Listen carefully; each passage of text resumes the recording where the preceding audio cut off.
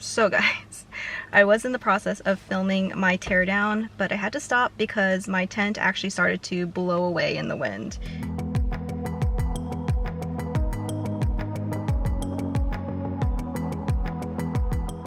Good morning everybody. We are getting ready to go to our farmer's market this morning and it's still dark out.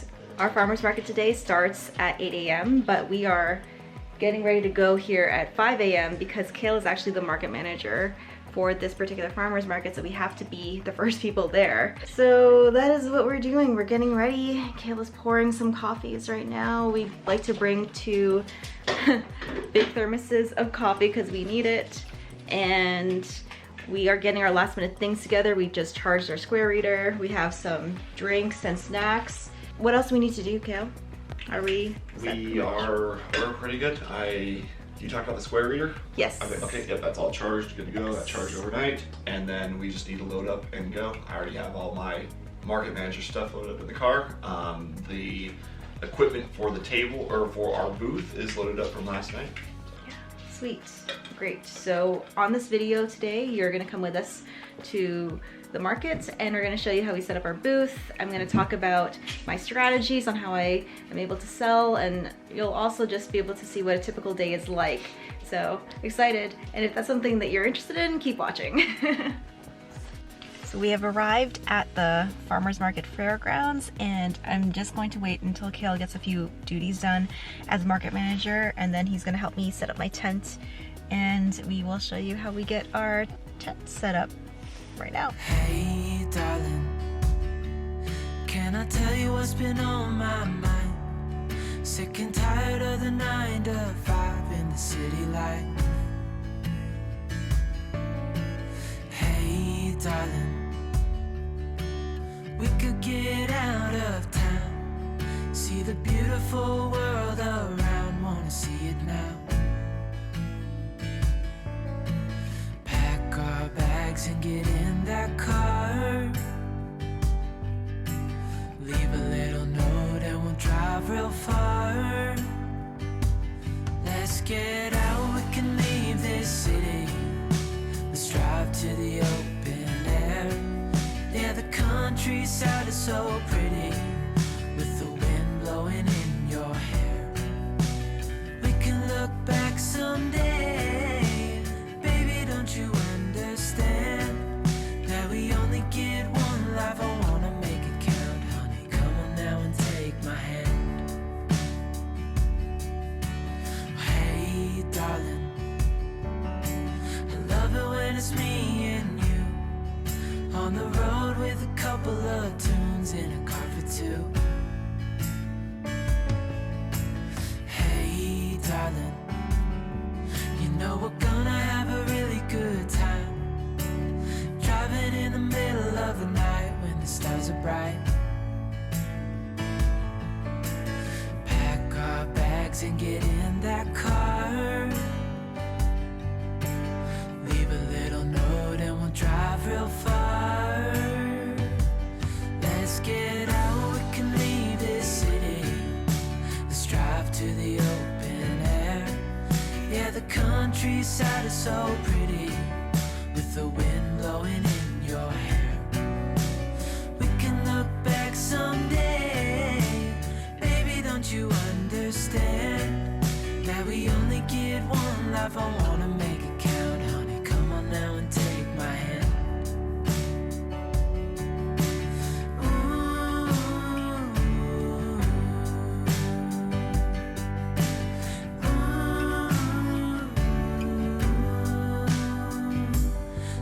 Get out, we can leave this city, let's drive to the open air. Yeah, the countryside is so pretty, with the wind blowing in your hair.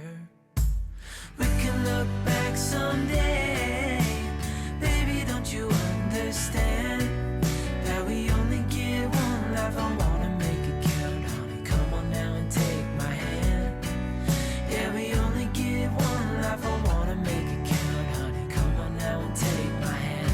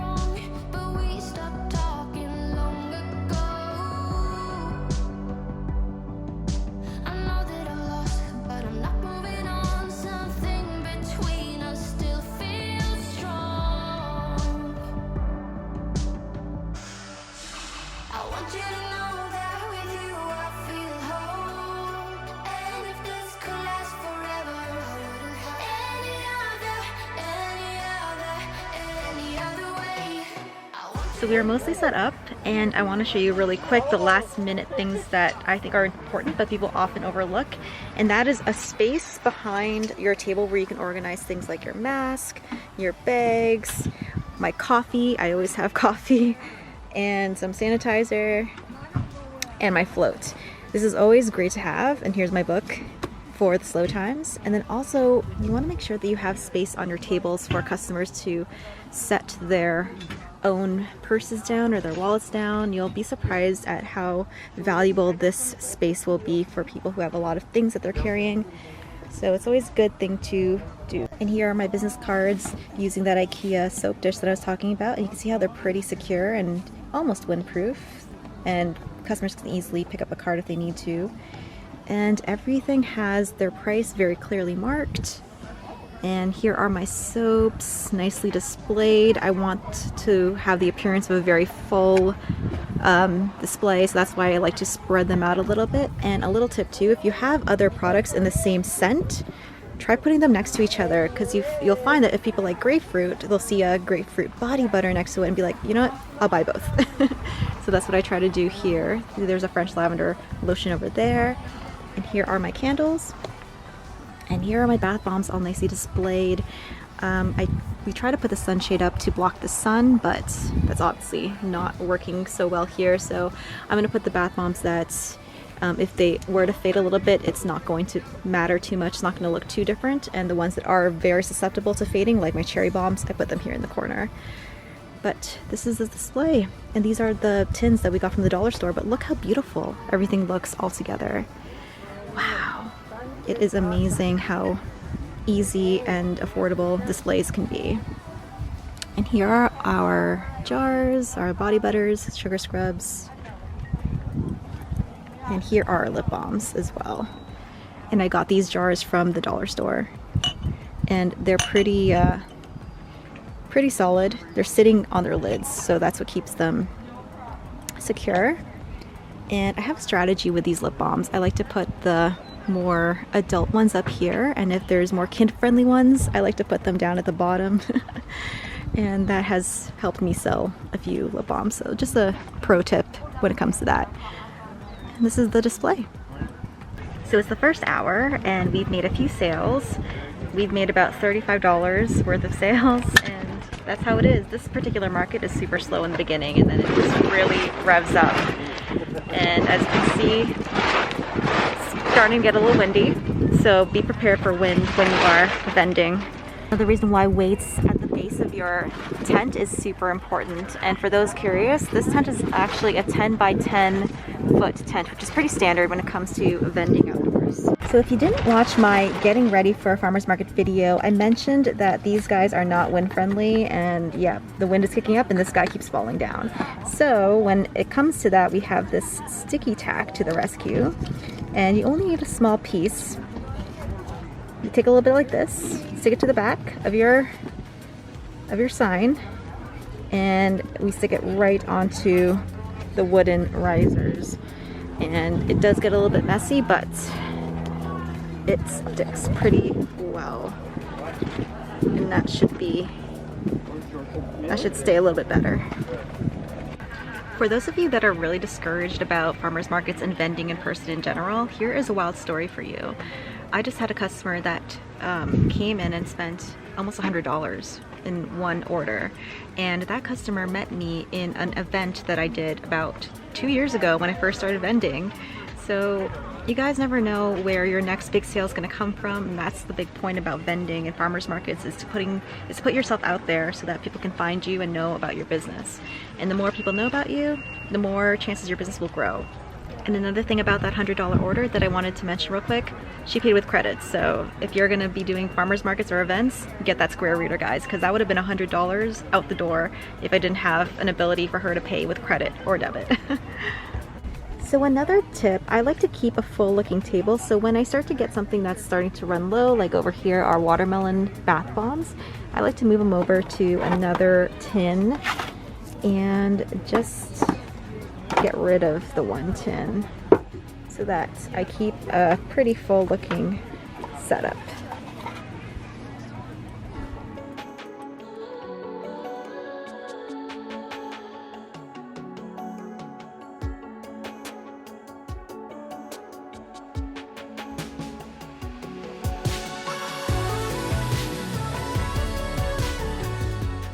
So the market is winding down, and in terms of sales, we had a pretty great day today. Last week was better. Last week we almost sold out of bath bombs, and this week there's still many left. Sold a lot of candles though. We only have 3 candles left. So it goes to show that you can really not predict how a market will go. It could be so different. And even though we have lots of bath bombs left, we still were able to make a great amount of money, and we love it. We just love being out here and getting to speak with our customers face to face. There's nothing like it. And we will show you guys how we tear down everything. It's pretty straightforward, and we've done it so many times now that we do it pretty quickly. So I will show you guys how we do that right now.